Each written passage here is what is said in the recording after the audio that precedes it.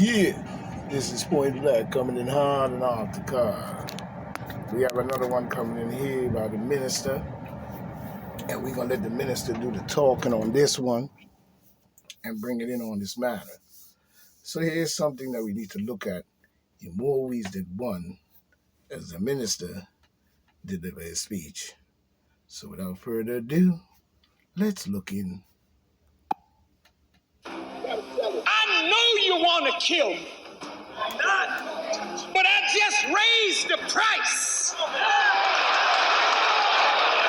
You want me dead, but you're going to pay a price to get that result. Who wants to kill you? Why? I believe that conversation is raging right now in government circles because I appear to be interfering with America's foreign policy objectives in Africa and in the Middle East. They want me kind of silenced or muzzled, and if they can destroy my credibility, as they did Martin Luther King first, take him down in the eyes of his people and then assassinate him. I don't believe that America is beyond that. I believe it's being discussed right now in the White House. I believe it's being discussed by certain members of Congress. How are you going to deal with Farrakhan? Yes, I presented you with a dilemma, but I'm warning America. I'm not Martin Luther King. I'm not Malcolm X. I'm in a little different time frame, and I think you would be wise to see if God is with me, and if God is with me, you would be well to leave me alone. For the first time in history, black suicide is up. Black men are committing suicide, young men and older men. Even when we were in slavery and the conditions were intolerable, black men survived without suicide. But today, the black man is killing himself because he sees no way out. I ask you, how in the world can you say that Farrakhan is a bigot, is a racist, is a man that is against the good of his people? When I come with a solution to the problem that 400 years of America's racism has committed. His guts, his naked honesty and unmasked truth, there's never been anything like it. I first recognized the passion of the Black Muslim movement and Louis Farrakhan way back in 1959 when I anchored a broadcast entitled The Hate That Hate Produced. The Black Muslim meeting we filmed included a mock trial, a kind of passion play, where the white man was judged for crimes against the black race. The voice you will hear is that of the prosecutor. This tape will show you why white America was worried about the black Muslims.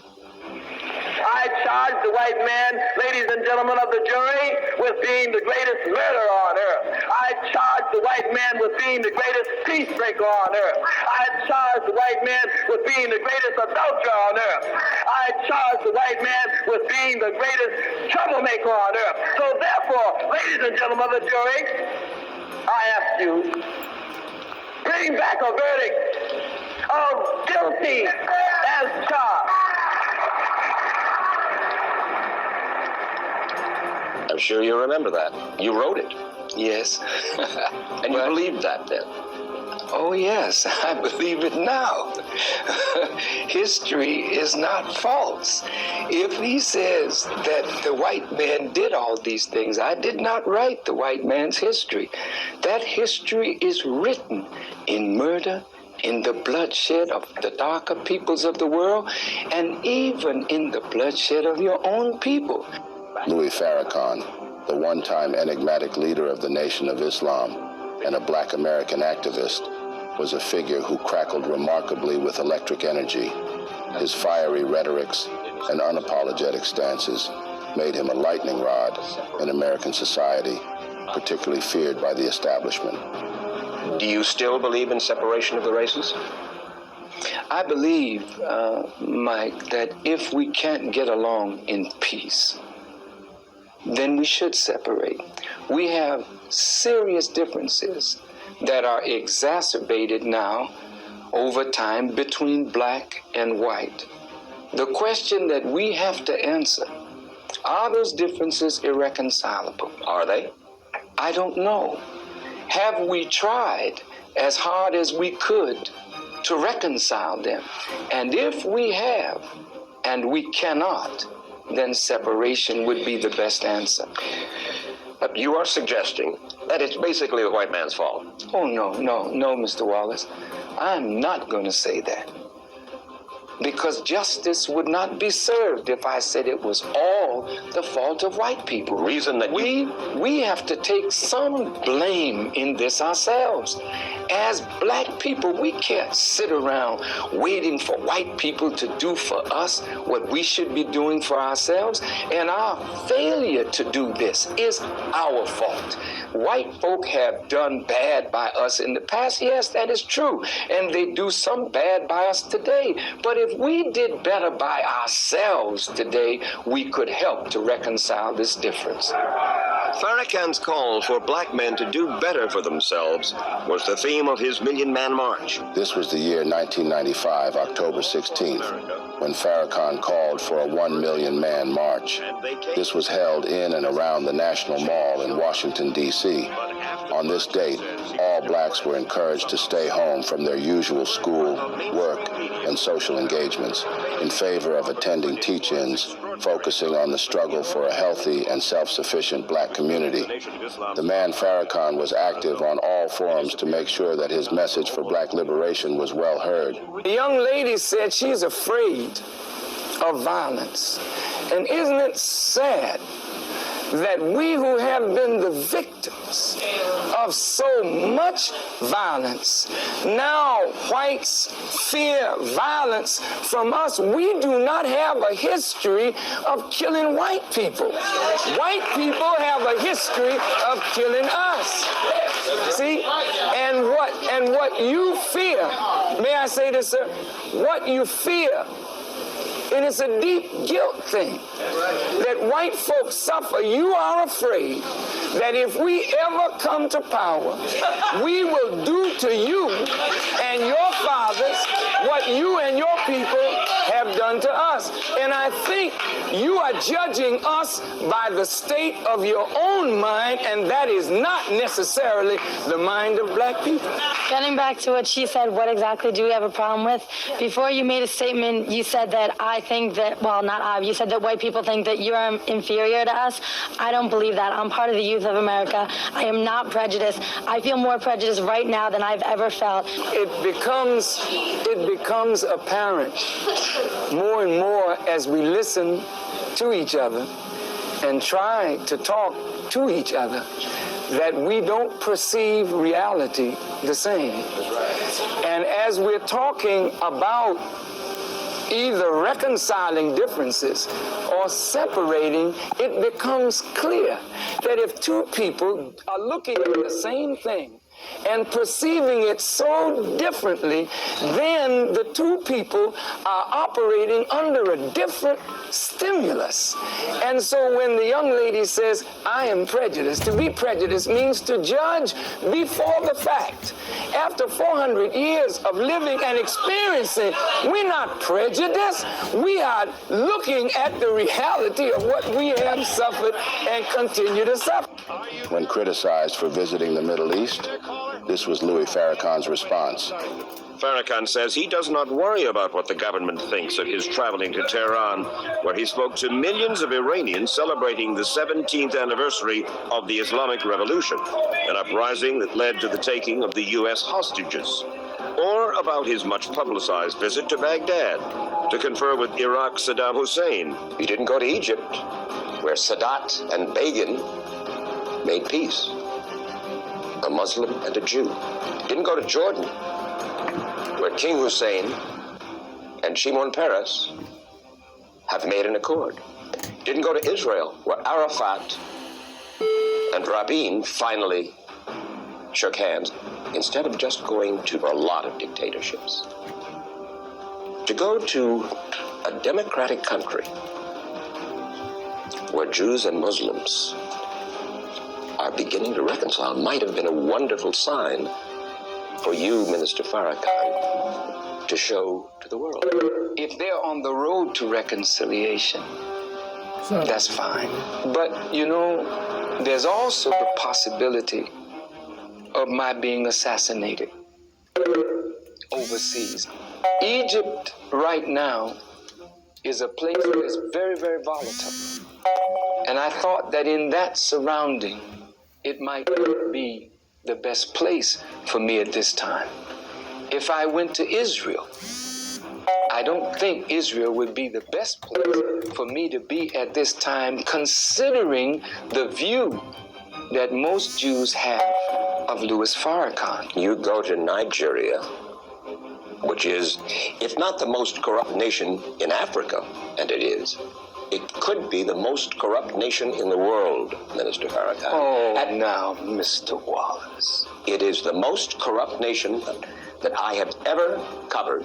I've been there 25 years ago, and I've been there as recently as last year. Fine. So what? 35 years old. That's what that nation is. Now here's America, 226 years old. You love democracy, but there in Africa, you're trying to force these people into a system of government that you just have accepted. 30 years ago, black folk got the right to vote. You're not in any moral position to tell anybody how corrupt they are. You should be quiet and let those of us who know our people go there and help them get out of that condition. But America should keep her mouth shut wherever there's a corrupt regime, as much hell as America has raised on the earth. No, I will not allow America or you, Mr. Wallace, to condemn them as the most corrupt nation on earth when you have spilled the blood of human beings. Has Nigeria dropped an atomic bomb and killed people in Hiroshima and Nagasaki? Have they killed off millions of Native Americans? How dare you put yourself in that position as a moral judge? I think you should keep quiet, because with that much blood on America's hands, you have no right to speak. I will speak because I don't have that blood on my hand. Yes, there's corruption there. Yes, there's mismanagement of resources. Yes, there is abuse. There's abuse in every nation on earth, including this one. So let's not play holy to moralize on them. Let's help them. I'm not moralizing. I'm asking a question, and I got an answer. Why would you put it as the most corrupt regime in the world? That doesn't make sense. Can you think of one more corrupt? Yeah, I'm living in one. I'm living in one. Yes, you've done a hell of a thing on this earth, so you should not be the one to talk. You should be quiet when it comes to moral condemnation. Farrakhan didn't mince words about the legacy of slavery and its enduring impact on black America. He tapped into a deep vein of frustration and anger at racial injustice. You don't give a damn no more how low down you are, how funky you have become, how rotten you look in the eyes of the world. You don't give a damn no more. You have lost your sense of shame. So you're no longer human beings. You've become a race of animals. We lost Martin Luther King because America did not want to hear a word that would make her a just society. So America kills your leaders. America kills your leaders and then names streets after them. But the leader's dream dies and you ride on Martin Luther King Boulevard. You see, when you describe the Christ figure, both from the Revelations and from Daniel, you get a dark man. You don't get a Caucasian. You say, well, what difference does it make? If it didn't make a difference, why did you paint him white? You give us scripts to play. We're so happy to be in a movie, but you write the script. And you write us in as clowns and buffoons. You know what you're doing to our mind. You know what you're doing to our psyche. I never did that to Jews, but some Jews did that to black people. We build your country and we get nothing. We build your business and we get nothing. We are the music industry and we have nothing. You suck the blood of the black community, and you feel we have no right now to say something about it? What do you think I am? His enemies weren't only just whites now. They were also blacks. These were the infiltrations in the ranks, just like the same ones who, in Marcus Garvey's time, were against his vision for blacks. Why do you think there has been so much resistance to me having you on the show? I've even, not just white people, I've had black people tell me what you need to do is get sick on Wednesday. True story. Get sick on Wednesday and cancel Thursday, Friday. Jesus said, "You shall know the truth, and the truth shall make you free." Unfortunately, millions and millions of people on this earth are deprived of that particular truth of which Jesus spoke. And the great fear of those who hold our people in captivity is that our people will come into that particular truth that will make us a free people, justified and equal before God and man. If I were on the Donahue Show, as I have been invited again to Donahue, I've been invited by Barbara Walters and Forrest Sawyer, Connie Chung, and Tom Brokaw and Katie Couric and Mike Wallace. And how about Oprah and Montel? No. But the point is, Arsenio, that as long as I'm on a show where they think I will be seriously opposed, it's all right. But you, as my brother, would allow me to stand here or sit here and, as they think, give me a free ride or a Valentine show. Then their fear is that nobody will oppose me, and as a result, truth will get out and people might be made free. But as we talked about this show before all of this controversy arose, I told you then and I tell you now, ask me anything that is in the hearts and minds of your listeners, white or black, Jewish or Gentile. And if I cannot answer those questions with truth, then I have no business being on this show. Let's start with, The soundness of his message resonated with those who felt ignored by mainstream politics. This had led to concerns that he could potentially mobilize a powerful black counterforce. There's not going to be any trouble tonight because we're just good brothers and sisters in love with one another. And we're in love with Minister Farrakhan. There's not going to be any trouble tonight because the haters are on the outside. And they hate Minister Farrakhan because they don't find a weak bone in his body. They hate Minister Farrakhan because they don't find him compromising. They hate Minister Farrakhan because he will not hold his tongue. There are many who desire to control his...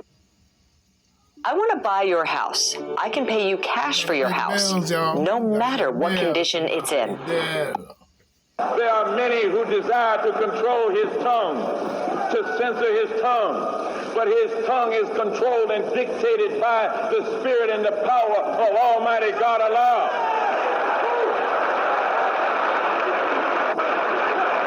They don't like Minister Farrakhan because he's a free black man. And the policy of America has always been to prevent the emergence of a free black man. But we got a free black man today. He's not to be dictated to. He's not to be controlled by outside forces. He's a man who says what he pleases. He goes where he pleases. He does what he pleases. And so they hate Minister Farrakhan for the very reasons that we love him. They hate Minister Farrakhan because he will not apologize, because he knows he has no reason to apologize. He will not bow down. He submits to no one but Almighty God Allah.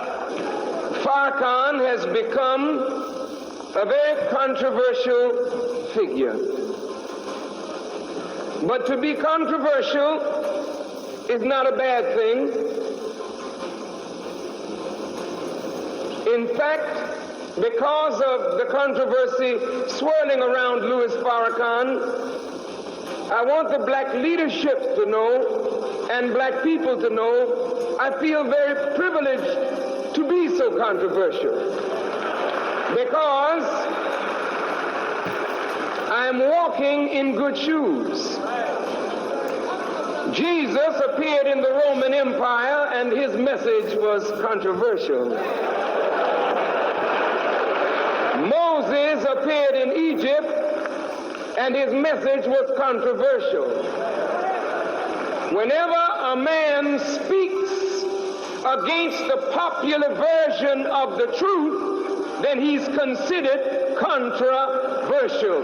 That I am. This. Hit this rock. Sorry, mister. Hit this rock.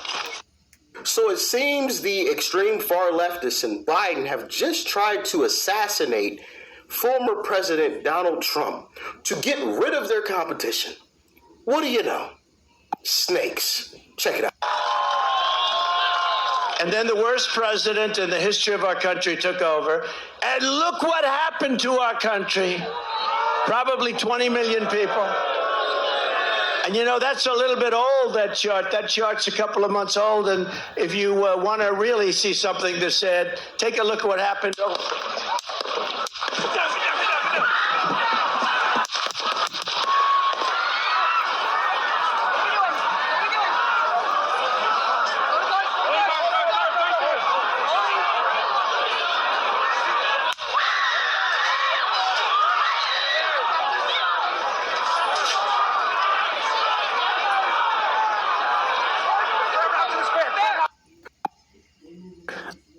Okay, Your Honor, look, man, I gotta be straight up to you. Okay, Your Honor, look. I agree with this 1,000%. Give these folks another 4 years, and if you think things are bad now, oh, just you wait. Check it out. Trump needs to win in 2024. If he doesn't, we're in a world of trouble. They've tried to bury him. They've tried to say that he is dangerous, when in fact, if he was president, I do not believe we'd be in the wars that we're involved in. So we need a wartime leader. We need somebody to turn our country around, hold people accountable, and they need to be scared of the stick that we hold, because America is still the greatest superpower that ever was, and it is only upon us to not rot from within to save that. It's a very serious question. Because we see Joe Biden is two steps from the old folks' home. You the motherfucker talking about going to the White House, and that motherfucker gonna end up going to the old folks' house. You understand what I'm saying? You know, it's real. It's real. And so a lot of people then put all their eggs in the basket that, you know, that Joe Biden is gonna be the president, and it don't look like it's working out too well for the Democratic Party and the followers of Joe Biden. It just don't look good. I'm just real. I'm not voting for now one of these motherfuckers, because you know, in no way, it never did, never will. Okay, but so I'm just, you know, I'm on the outside, so I can be. You know, I don't have to be biased and shit for none of them, because I don't give a fuck about neither. You feel me? So I don't have to be biased. I can just tell you what I see. Joe Biden can't even remember his own goddamn name. He fucking up everybody's name. He called a man over there in goddamn in Ukraine, called him Vladimir Putin. Called his own vice president. What he called her? He called her Donald Trump, Vice President Trump. And I say, oh man, goddamn, motherfucker over there shaking motherfucker hand that ain't even there and shit. You know, motherfucker shaking this motherfucker. I say, man, you might as well just go ahead and sit your ass in a rocking chair, man, and smoke weed till you pass, motherfucker, because you're done. You know, it's just obvious, you know, and And so being that people didn't put all their eggs in the basket, is it possible that the Democratic Party is in such turmoil with the the collapse? And I don't, it really, and I want y'all to bear with me when I say this. And remember who you're hearing it from now. Because listen, it reminds me of that song that they made back in the day.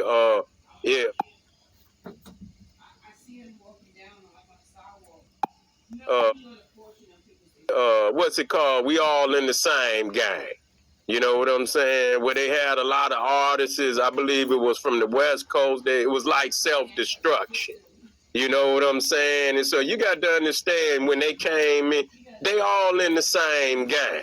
They all in the same gang. And so, each one got a role to play to bring about, a certain type of situation to get the results that they want. Okay? To get the results that they want. Joe Biden was almost a lame duck when he got in there. His performance was, he was already, he was already performing at a very low level, falling down all the time, and forgetting shit, just repetitive, just forgetting shit on live on air, just blanking out, motherfuckers staring off into nowhere, and so, it was obvious that he was really weak in the first presidency. This presidency that's about to come to an end. He's been very, very physically weak.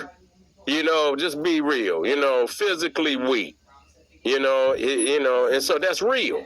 That's real. So to even had put any, merit in that he could possibly run for the second election and win against anybody, really. You just got to be, you got to be very desperate to vote for a motherfucker that's obvious that they cognitive functions is working at a bare minimum. His cognitive functionings is working at a bare minute. What I'm trying to say, I'm fucking up like him. And so that's the reality of it. That's the reality of it. And so minimum. Yeah, let me get that shit. I got a tongue twister. I got the Biden disease and shit. The bare minimum. Okay? And so, and to come in here and fucking try to, push this man for a second term that was more than a Hail Mary. You asking motherfuckers to, I'm thinking to myself, the United States supposed to be the strongest country on the planet. And here your motherfucking president then fell down damn near 5-6 flights of stairs. You see, and did it 2-3 times.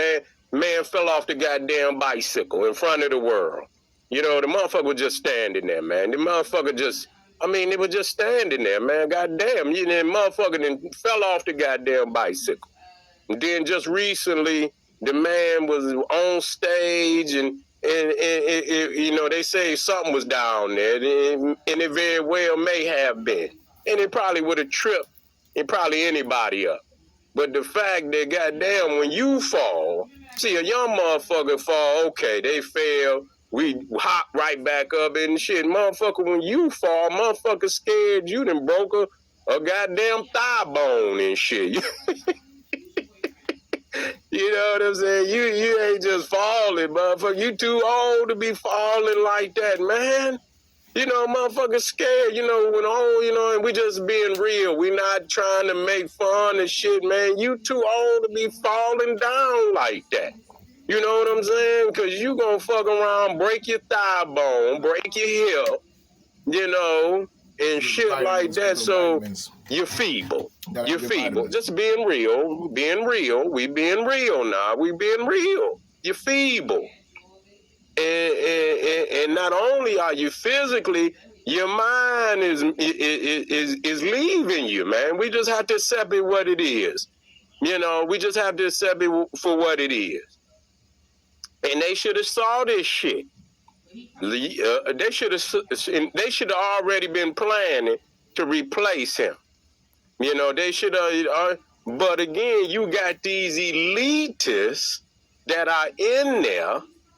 And when I say elitists, I mean, I believe this shit, man. When they talk about these bloodlines, that, you know, where they don't hand over no power.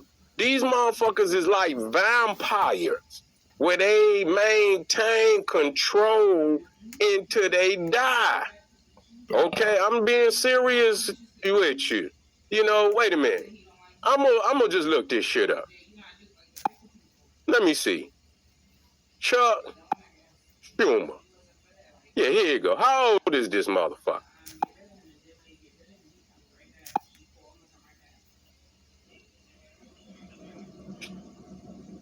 Chuck Schumer.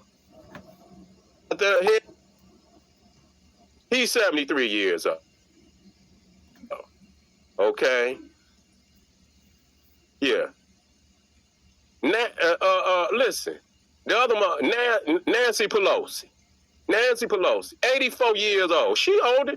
She goddamn near older than Biden. Nancy Pelosi. She was just the head of Speaker of the House. Mitch McConnell, 82 years old. They just had to put him out the goddamn Congress. You see what I'm saying? Because he worse than he worse than Biden. Motherfucker just blanked out on 2-3 interviews. You know, Mitch McConnell, 82 years old. Nancy Pelosi, 84 years old. Chuck Schumer, he's a teenager. This motherfucker 73, he's a teenager compared to goddamn Nancy Pelosi. You know, I'm just being real. And so between them, Mitch McConnell, Nancy Pelosi, and these is motherfuckers in power. What position did he hold? Yeah, he held high position for a minute. He held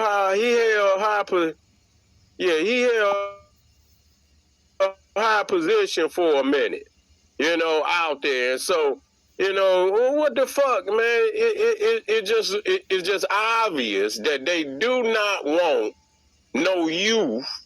And so when you get to looking at this elitist shit that they put out here, Illuminati and motherfuckers holding on to power, it's obvious. It's obvious when the youngest motherfucker in power, and whether it be the Speaker of the House, whether it be Chuck Schumer, I believe he's the minority leader. Yeah, I believe he's the minority leader. The head. He might be the head of the house. He's not the head of the house. But I believe he's the minority leader. I don't even know who the motherfucking, I don't even know who the Speaker of the House is. You know, I don't know who the motherfucking Speaker of the House is. But what I'm saying is obvious, that the majority of the positions of power in the motherfucking United States government is held by somebody who is literally in their 80s. And that Chuck Schumer look just like Dracula, and shit, he's 73 years old. He about the youngest motherfucker in power. They do not allow no youth to get into power. We talking about people maybe in their 50s or in their 60s. They won't even let nobody in their 50s or their 60s get into power. When the youngest president, have you seen, or the Speaker of the House? They don't let them get into power like that because they want to maintain the status quo. So is the Democrats in a predicament where they didn't put so much into pushing Biden for president, and now they see that the house is burning, and that that they might even put a hit out on the motherfucker.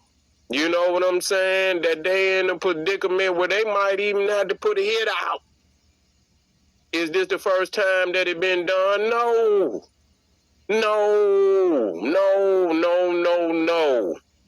No. You see what I'm saying? It's shit. When a motherfucker, when you in a predicament of where you don't have no other alternative, and see, we in some serious days right now. We in some serious days. You got war. You got to think about it. Think about this, though. It's not just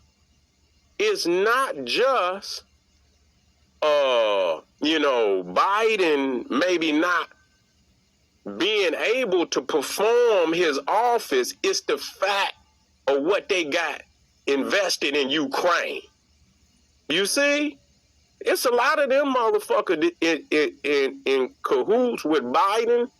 They got paper over there in Ukraine. They didn't put billions over there hoping to get trillions back. You see? They need them 4 years to get their paper.